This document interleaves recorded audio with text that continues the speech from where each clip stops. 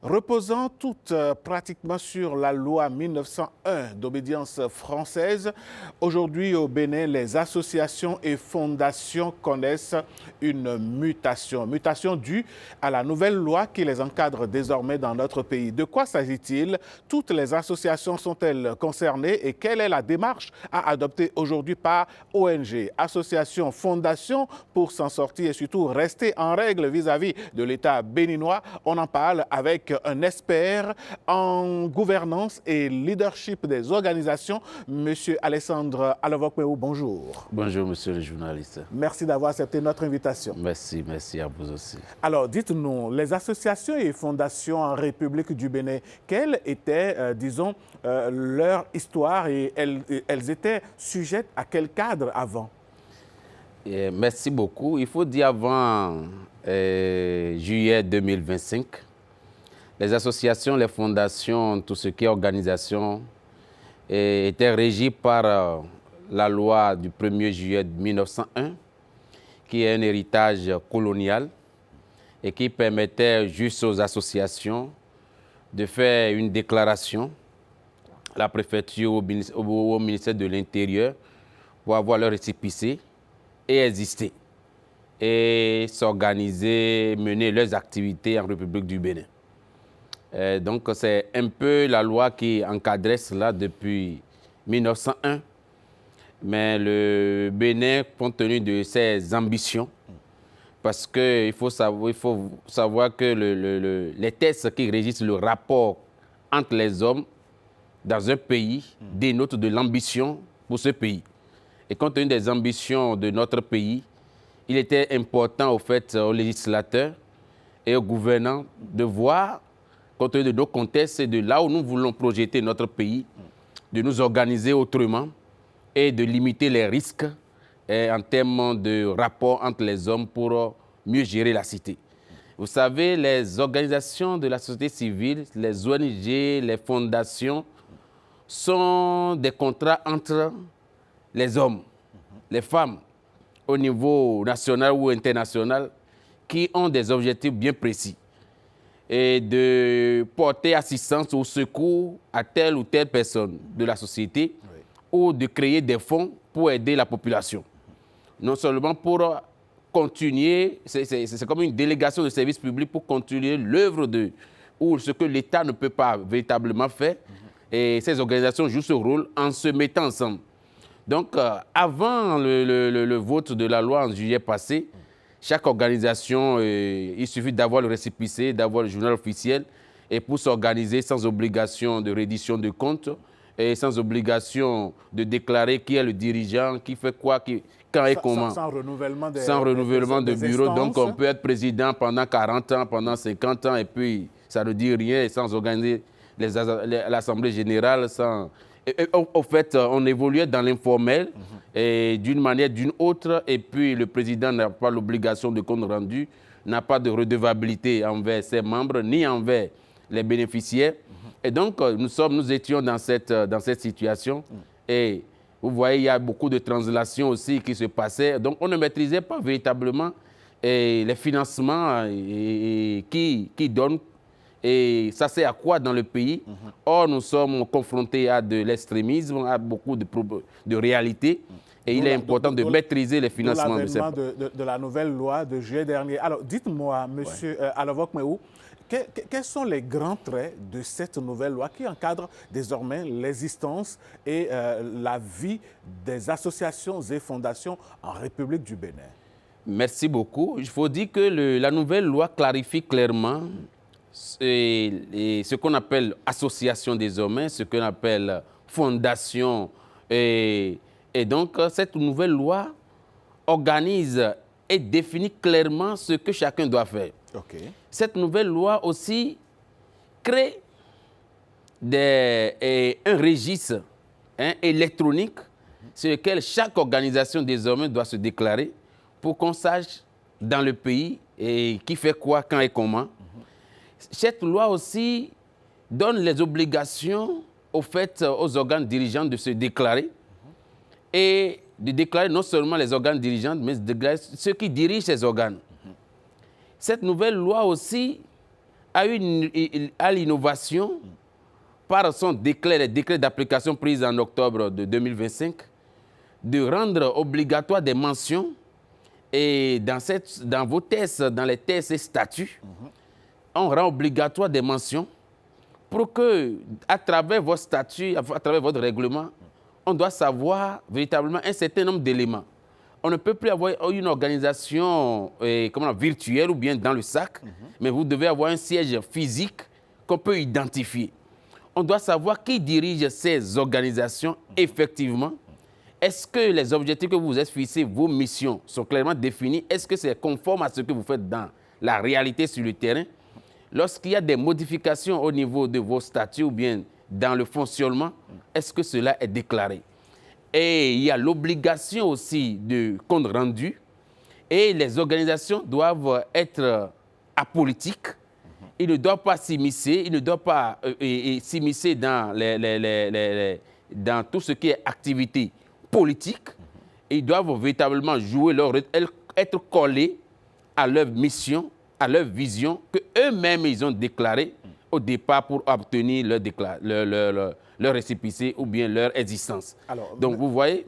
Monsieur Alova-Kpéou, oui. Quand l'État décide d'avoir un regard sérieux, pointu, voire permanent sur ces organisations, qu'est-ce qui change désormais dans leur existence? Vous savez, ce qui change dans l'existence de ces organisations, c'est la bonne gouvernance. C'est la gouvernance à l'intérieur. Parce que vous voyez, avant cette loi, il y avait déjà un référentiel au niveau de l'OADA qui imposait aux organisations non gouvernementales de la manière à laquelle ils doivent véritablement faire leur état financier. Donc cela voudrait dire que... On en arrive là. Donc cela voudrait dire que les organisations non gouvernementales doivent désormais produire un état financier. Ça voudrait dire que ce référentiel avait déjà exigé que chaque organisation devait faire un état financier, avoir un registre des donateurs côté paraffé et vous devez pouvoir... vous devez faire mention des donateurs de votre organisation. Mais dans la réalité des faits, dans la réalité, ça ne se faisait pas. Respecté. C'était pas respecté. Donc maintenant, la loi vient, insister là-dessus. Le jour que vous obtenez votre autorisation, votre existence dans le République du Bénin, cela voudrait dire que chaque année, vous avez l'obligation, après avoir tenu vos assemblées, vous avez l'obligation de rendre compte à travers la plateforme, en déposant vos rapports d'activité, en déposant vos comptes, et on pourra savoir, on pourra avoir plus de traçabilité. Donc cela voudrait dire, ce qui change véritablement, c'est la redevabilité. C'est la bonne gouvernance au sein de nos organisations. Cela voudrait dire qu'on ne peut plus faire de ça une activité personnelle. Cela ne se résume plus au président, mais on doit voir que les gens prennent des décisions de façon concertée, de façon collégiale, au service de l'intérêt général. Ce n'est plus l'intérêt personnel, ce n'est plus l'intérêt personnel, mais tous ceux qui sont dans l'organisation réfléchissent dans le but de satisfaire l'intérêt général. Donc c'est un peu ce qui change. Alors dites-nous, il y a une panoplie d'associations et de fondations dans notre pays. Oui. Il y en aura certainement dans le futur. Oui. Alors, celles qui existent déjà, qu'est-ce que la loi dit par rapport à ces anciennes associations et les nouvelles à venir? Vous savez, ce qui existe avant le 22 juillet 2025, la loi donne 9 mois pour faire une mise en conformité. 9 mois. 9 mois. Cela voudrait dire que le 9e mois, c'est l'avril qui vient là. Oui, le mois prochain. Le mois prochain. Avril 2026. Donc, ceux qui existaient légalement ont obtenu leur récépissé, que ce soit dans nos préfectures, que ce soit au ministère de l'Intérieur, avant le 22 juillet passé, doivent mettre à jour leur statut, conformément à la nouvelle loi, conformément au décret, en y intégrant les 14 mentions obligatoires et en faisant une assemblée générale modificative pour pouvoir adopter les nouveaux statuts. S'ils veulent le confirmer ou nommer des nouveaux dirigeants, ils les nomment. Et maintenant, ils doivent aller sur la plateforme du service public pour pouvoir aller au niveau de la déclaration de la mise en conformité de leur organisation. Le représentant légal de cette organisation va avec son numéro NPI créer son compte et faire les démarches qu'il faut en ligne, en y intégrant les éléments qu'on a demandés, en y ajoutant le statut modifié, le règlement intérieur modifié, et il doit aussi ajouter les anciens documents qui prouvent qu'il existait. C'est-à-dire, il doit ajouter son PV de création, son dernier récépissé, et surtout les casiers judiciaires des dirigeants. Avant, vous allez voir que c'est juste le secrétaire, le trésorier, peut-être le président, qu'on demandait le casier judiciaire. Mais aujourd'hui, nul ne peut exercer dans une organisation si lui-même n'est pas à jour de ses droits civiques et moraux. Donc tous les membres des organes dirigeants doivent avoir leur casier judiciaire à jour, doivent avoir leur CIP à jour et joindre le dossier et le mettre en ligne. Alors, s'ils ne le font pas, si ces organisations-là ne font pas cette démarche avant avril ou bien à la fin du mois d'avril 2026, la loi dit automatiquement qu'ils perdent leur existence juridique. Ils perdent totalement leur acquis. C'est comme s'ils n'ont jamais existé en République du Bénin. À partir du 30, après le 30 avril, c'est comme s'ils n'ont jamais existé au Bénin. Et normalement, s'ils ont des fonds dans des banques, cela ne devrait plus fonctionner parce qu'ils n'existent plus. Au vu de la loi, ils n'existent plus au 1er mai. S'ils ne font pas la démarche de mise en conformité, s'ils ne font pas la démarche en ligne pour obtenir au moins leur attestation de dépôt, et la base serait dans le camp de l'État, du service public, c'est-à-dire le ministère de l'Intérieur qui est chargé d'étudier ces dossiers.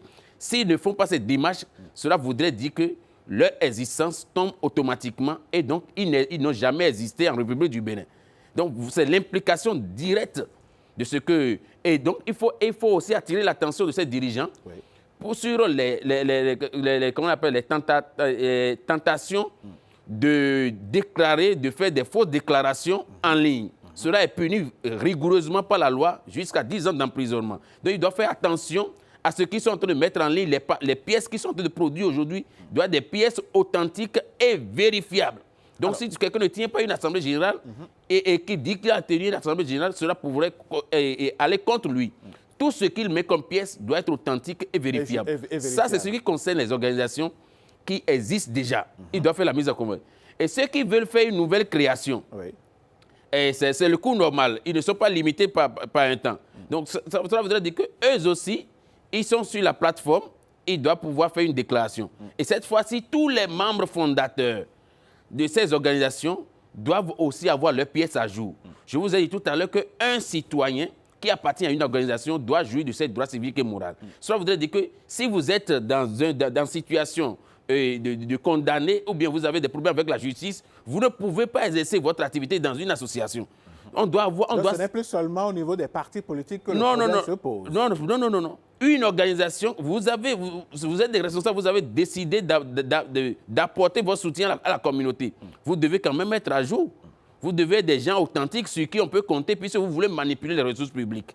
Donc, c'est un peu cela. Je voudrais aussi attirer l'attention sur le fait que cette loi crédibilise nos organisations désormais. Parce que nécessairement, lorsqu'il y aura une bonne gouvernance, il y aura une bonne traçabilité, les partenaires vont beaucoup plus faire confiance. Il n'y aura pas le risque de détournement des fonds publics est limité. Et donc, il y aura plus d'investissements attirés vers nos organisations. Et ces organisations pourront apporter beaucoup plus d'assistance à nos communautés. Alors, M. Alovok-Mehou, je voudrais savoir quelque chose. À l'avènement de cette loi en juillet 2025, certaines personnes se sont dit, mais qu'est-ce que l'État a à aller fouiner dans tout ce qui est organisation, association? Et quand on parle d'organisation et association, il y a aussi les religions qui sont concernées. Bien sûr. Alors, qu'est-ce qui motive l'État à aller fouiner un peu dans ce monde-là?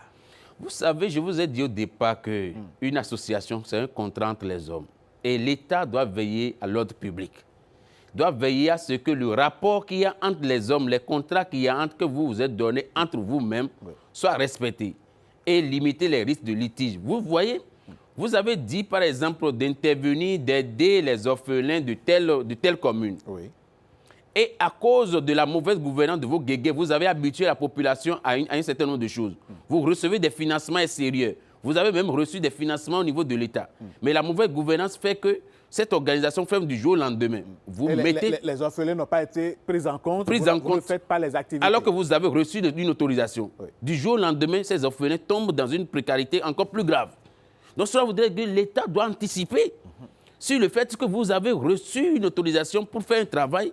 On doit veiller à ce que cela soit fait dans les règles de l'art et assurer la pérennité de votre activité. Parce que votre organisation, vous avez dit que c'est une durée illimitée. Donc quand c'est une organisation à durée illimitée, cela ne doit pas être limité à la vie des dirigeants. Mais c'est pour toujours. Donc cela voudrait dire que quand l'État décide de veiller à ce que le rapport qui existe entre les hommes soit, il y ait une transparence et que les acteurs eux-mêmes gèrent l'organisation en toute autonomie, mais ce qu'eux-mêmes, ils se sont dit, nous sommes entendus pour satisfaire la population, l'État veille à ce que vous respectez ce que vous avez dit. Ce n'est pas que l'État veut vous dire ce qu'il a fait, mais ce que vous avez déclaré que je veux faire, on veut juste s'assurer que vous le faites bien. De le faire. C'est tout. D'accord. Alors, monsieur Alessandre Alavok-Peou, je rappelle que vous êtes un expert en gouvernance et leadership des organisations. Et ce matin, nous parlons justement de ces organisations dans notre pays. Oui. Avec toute cette nouvelle donne, quelles sont les perspectives désormais pour le monde des associations et fondations dans notre pays? Oui, je voudrais rassurer au fait les organisations que c'est une opportunité véritablement pour asseoir leur crédibilité et asseoir une bonne gouvernance. Et donc, en termes de perspectives, les perspectives sont bonnes parce que celui-là qui arrive à faire la mise à jour de son organisation ou arrive à se mettre sur le registre électronique aujourd'hui va beaucoup plus gagner en crédibilité, va beaucoup plus asseoir une bonne gouvernance, va beaucoup plus asseoir une bonne redevabilité et du coup capter davantage de financement à l'interne comme à l'externe pour pouvoir aider la population à la lumière des objectifs qui se sont fixés. Donc les objectifs, les perspectives sont bonnes et donc les jours à venir, ceux qui craignent quoi que ce soit, c'est juste de la... Je pense qu'il y aura des impôts derrière, il y aura une sorte de... Mais dans tous les cas, lorsque vous faites des activités génératives de revenus, et vous devez respecter ce qui régit et la loi fiscale, sur le plan fiscal, ce qui régit cela. Tout à fait. Lorsque vous faites une activité générative de revenus, on doit s'assurer que ce que vous avez fait comme activité générative de revenus permet de financer l'objectif pour lequel vous n'avez pas un partage de bénéfices. C'est tout ça là qui fait que les gens ont des craintes. C'est la bonne gouvernance. Tu as dit que tu veux aider telle population. Tu as fait une activité générative de revenus. C'est simple. Ce que l'activité générative de revenus a généré, mais le service de la communauté, de l'objectif pour lequel tu as créé l'organisation. Au lieu de le mettre dans ta poche. De le mettre dans sa poche. Donc, c'est au fait le fait d'asseoir une transparabilité et de déposer des comptes désormais, de déposer un rapport financier, de déclarer les dons reçus et comment vous avez utilisé les dons. C'est une crainte. Mais nous devons affronter cela et devenir crédibles à la lumière du monde. Et cela garantit, au fait, c'est l'ambition du pays qui permet d'asseoir au niveau des organisations, que ce soit politique, que ce soit social, asseoir en leur sein une bonne gouvernance pour que le pays soit davantage crédible au niveau international. Alors, M. Alavok-Peou, quand on finit de dire tout ça, qu'est-ce que vous avez à dire d'autre aux organisations comme mot de fin pour clôturer cet entretien? Non, moi, je voudrais, en tant qu'expert, demander aux organisations de ne pas craindre, de se faire assister, accompagner pour réduire davantage le risque de rejet de leur dossier, de faire en sorte que ceux qui sont ces organisateurs, ces responsables-là, se fassent former davantage si véritablement ils veulent aider la population. Se fassent former, se fassent coacher et de faire la mise en conformité dans le délai imparti pour pouvoir sauvegarder les acquis de l'organisation d'il y a 5 ans, d'il y a 10 ans, d'il y a 2 ans ou d'il y a des années et de ne pas avoir peur d'avancer résolument vers la bonne gouvernance, vers la redevabilité sociale pour que nos communautés, notre pays soit davantage crédible au niveau national et au niveau international. Je vous remercie. Merci, M. Alessandre Alavok-Peou, pour tous ces éclairages relatifs